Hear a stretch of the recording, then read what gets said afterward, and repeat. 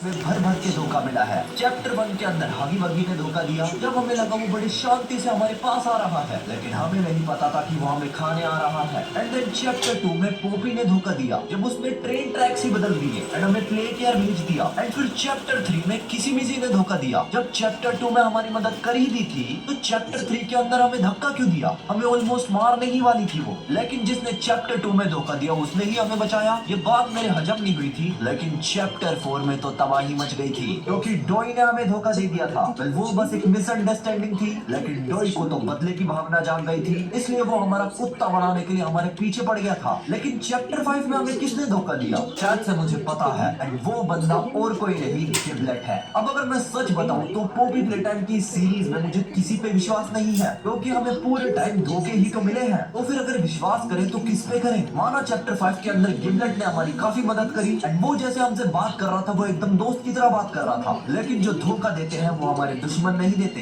हमेशा हमारे दोस्त हमें धोखा देते हैं। अभी ये धोखा वर्ड सुनने में बड़ा डरावना लगता है, तो फिर एग्जैक्टली में गिबलेट के इंटेंशंस क्या है? क्या वो हमारा दोस्त है, अच्छा बंदा है, या फिर वो हमारा दुश्मन है, इविल है? वो एग्जैक्टली में क्या है? आज मैं तुम्हें यही चीज समझाने वाला हूँ। एंड अगर तुम लोगों ने मेरी मेंबरशिप नहीं ले रखी तो प्लीज ले लेना यारो, इससे मेरी बहुत ज्यादा हेल्प हो जाती है। बाकी अगर तुम नहीं ले सकते तो फिर बस इस वीडियो पर 30,000 लाइक्स कर दो क्योंकि मेरे लिए वही बहुत है। गिबलेट से हम सबसे पहली बार तब मिलते हैं जब वो हमें उस छोटे राउंड साइड आउटिमल से बचाता है, एंड जब वो हमें बचाता है तो हमें लगता है हमारा आखिरी अलाय आ चुका है एंड इसी बंदे के साथ हम चैप्टर 5 को एंड करेंगे, यानी कि प्रोटोटाइप को मारेंगे। लेकिन हमें असली सीक्रेट तो पता ही नहीं था क्योंकि तुम खुद देखो इस पूरे गेम के अंदर वो हमें कुछ कुछ जगहों पर मिलता है, बस जो मेन पार्ट था पूरे चैप्टर 5 का वहाँ तो वो हमें कहीं नहीं दिखा। तो एग्जैक्टली में वो कहाँ था अगर वो हमारी मदद कर रहा था तो? पर ये मैं तुम्हें अभी धीरे धीरे समझाऊंगा, लेकिन अभी पहली मुलाकात के बारे में बात करते हैं। जैसे ही वो हमें देखता है वो हमें प्ले टाइम बुचर बोलता है एंड वो ये भी बोलता है कि बाकी लोग हमें प्ले टाइम बुचर के नाम से जानते हैं, लेकिन मैं तुमसे ही जानना चाहता हूँ वो बाकी लोग कौन है, क्योंकि इस पूरे चैप्टर 5 के अंदर सिर्फ 2 लोगों ने प्ले टाइम बुचर बोला है हमें, एक तो गिबलेट एंड दूसरा प्रोटोटाइप, और तो किसी ने बोला ही नहीं। अब तुम लोगों के दिमाग में आ रहा होगा शायद से वो रॉन्ग साइड आउटिमल सोच रहे होंगे हम बुचर हैं। तो तुम वो इंसिडेंट भूल गए कि जब हमारा ग्रैब पैक छीन लिया जाता है एंड हम अंधेरे में आगे बढ़ रहे होते हैं तब हमें एक आउटिमल की आवाज आती है। वो हमें कोई बुचर पुचर नहीं बोल रहा था, वो बोलता है someone from the above and वो किसी जज का नाम भी लेता है। एग्जैक्टली में आउटिमल किसके बारे में बात कर रहा था? कौन है जज? एंड अगर हम प्ले टाइम बुचर हैं तो इन रॉन्ग साइड आउटिमल को हमें उसी नाम से बुलाना चाहिए। ये समवन क्या होता है? तो पहला झूठ तो गिबलेट का यही पकड़ा गया एंड जब वो हमसे बातचीत कर रहा होता है तब वो हमें अपने हाइड आउट की तरफ लेके जाता है जहाँ पर पहुंचते ही प्रोटोटाइप आ जाता है। लेकिन कैसे?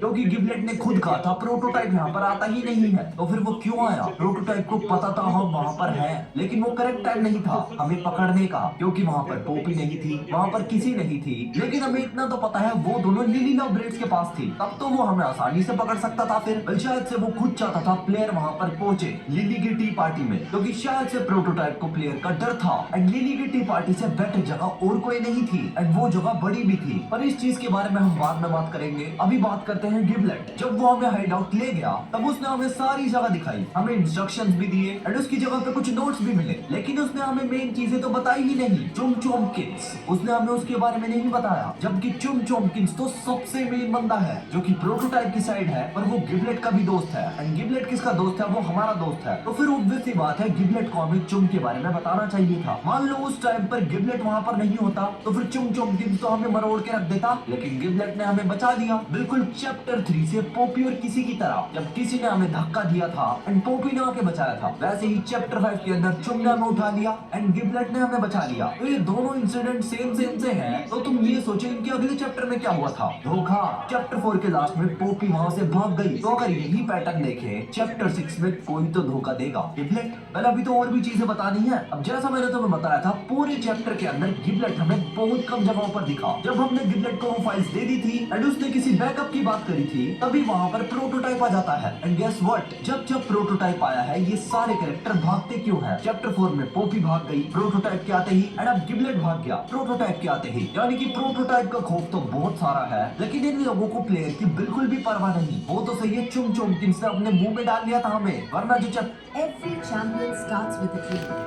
To cry हो जाता, लेकिन उस सीन के बाद बिल्कुल एंड में आया था गिबलेट। एंड जब वो पोपी के सामने आया तब पोपी का बड़ा ही अलग रिएक्शन था, क्योंकि शायद से उसे लगा गिबलेट शायद से मर चुका है, लेकिन वो जिंदा था। लेकिन पोपी उसका फेस देख के चौंक गई थी। उसका पूरे का पूरा नक्शा बदल चुका था शरीर का और फेस का, क्योंकि हमने उसका कार्डबोर्ड कटआउट देखा था, वो बिल्कुल अलग दिखता था, शायद से कोई कुत्ता या फिर छोटा सा भेड़िया। लेकिन उसका पूरे का पूरा नक्शा बदल दिया था जब प्रोटोटाइप ने उसको रॉन्ग साइड आउट में बदला। एंड यही देख के पोपी बिल्कुल चौंक गई थी, क्योंकि प्रोटोटाइप ने तो उस पर एक्सपेरिमेंट करे होंगे गिबलेट पे, उसे गंदे वाला टॉर्चर किया होगा एंड उसे कैद करके भी रखा होगा। एंड उसको जिंदा देख के वो बिल्कुल चौंक गई। एंड ऑल्सो तुम्हें वो वाली टेप तो याद होगी ही जिसमें बॉबी बेयरहक, गिबलेट और प्रोटोटाइप बात कर रहे हैं। वो दिन और जॉय का था जब वो लोगों को मारने निकले थे पूरी की पूरी फैक्ट्री में। एंड वो कुछ वेयरहाउस वर्कर्स को मार रहे थे जिन्हें एक्सपेरिमेंट्स के बारे में पता ही नहीं था। एंड गिबलेट उन्हें मारना नहीं चाहता था, क्योंकि ऑब्वियस सी बात उन वेयरहाउस वर्कर्स ने कुछ किया ही नहीं था, तो उन्हें मारना ही क्यों था। लेकिन ये बात बॉबी बेयरहक नहीं समझा। एंड जब प्रोटोटाइप वहां पर आया था तो उसने गिबलेट को ऑर्डर दिया, यानी कि गिबलेट पहले प्रोटोटाइप की टीम में ही था, लेकिन उसकी एक सॉफ्ट साइड भी थी, और अपने दिल पर पत्थर रख के उसने प्रोटोटाइप की बात मानी एंड उन वेयरहाउस वर्कर्स को भी मार दिया। अब अगर गिबलेट के अंदर प्रोटोटाइप का बहुत ज्यादा खौफ है एंड वो उससे डरता है, तो वो प्रोटोटाइप के अगेंस्ट क्यों जाएगा। एंड अगर चुम चोम्पकिंस प्रोटोटाइप की टीम में है अभी भी, तो चुम गिबलेट का दोस्त कैसे है, यानी कि ये तीनों अभी भी कनेक्टेड है। एंड ऑल्सो मैंने बात करी थी उस सीन की जहाँ पर हम उसको फाइल्स देते हैं, वहाँ पर गिबलेट चुम की हेल्प मांगता है, लेकिन चुम चोम्पकिंस मना कर देता है। अब अगर वो दोस्त हैं तो वो मना क्यों कर रहा है, तो शायद से उनके बीच में कोई डील हुई है, क्योंकि गिबलेट ये भी बोलता है इस बार तो हमारी मदद कर दो एंड इसके बाद हमारा हिसाब बराबर। यानी कि गिबलेट ने चुम की पहले कोई मदद कर रखी है, या फिर उसका उस पर कोई कर्ज है जिसके बदले गिबलेट उसकी हेल्प मांग रहा है। एंड मैं तुमसे एक चीज पूछना चाहता हूँ,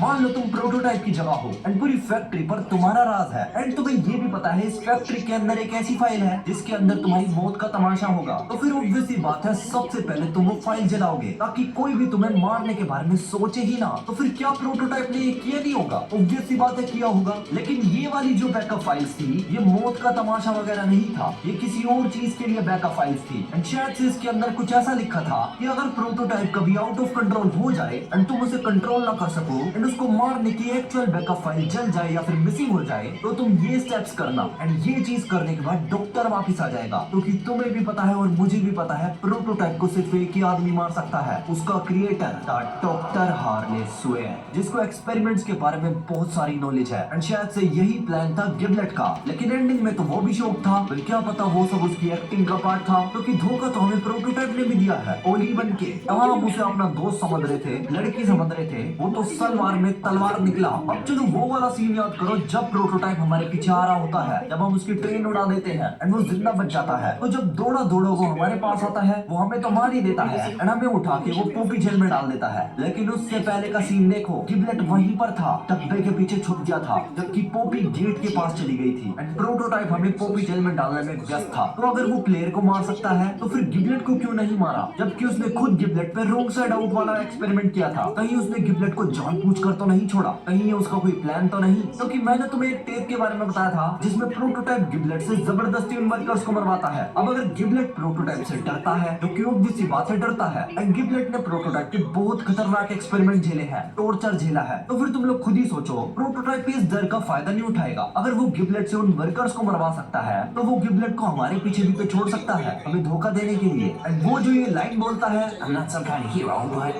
I can help you. Look, I told you I'm not a hero.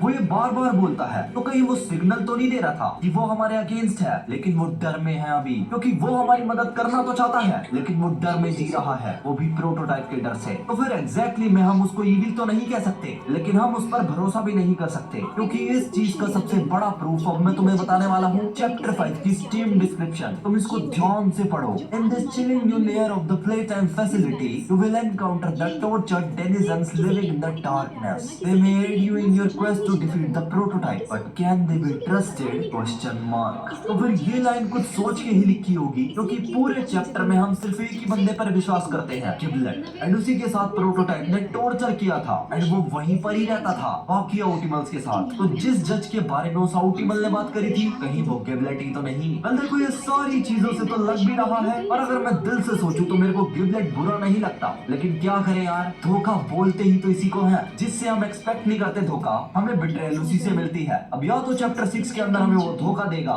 या फिर वो खुद ही कुर्बान हो जाएगा प्रोटोटाइप को मारने के लिए। वेल ये पूरी की पूरी थ्योरी मेरे दिमाग में तब आई थी जब मैं ये वाली वीडियो देख रहा था, क्योंकि इसके अंदर मैंने चैप्टर 1 से चैप्टर 4 के सारे चैप्टर्स खेले थे लेकिन नो डेथ चैलेंज में। एंड मैं ये सोच रहा था कि मेरे को चैप्टर 1 से चैप्टर 5 फिर से खेलना चाहिए लेकिन नो डेथ चैलेंज में। एंड अगर मैं मरा तो मुझे चैप्टर 1 से रीस्टार्ट करना होगा। बहुत ही ज्यादा टाइम लगने वाला है इस चैलेंज में एंड बहुत ही हार्ड भी होगा ये, एंड वो वीडियो भी बहुत ही ज्यादा लंबी होगी। एंड ऑल्सो मेरे जितने भी रेजिडेंट इविल फैंस हैं, मैं जल्दी ही नया एपिसोड लाऊंगा, तब तक तुम ये वाली वीडियो देखो। एंड अगर तुम no death challenge in Poppy Playtime चाहते हो तो मुझे कमेंट सेक्शन में जरूर बताना। अपने बात को दबा के रखा, लेकिन ये उदयपुर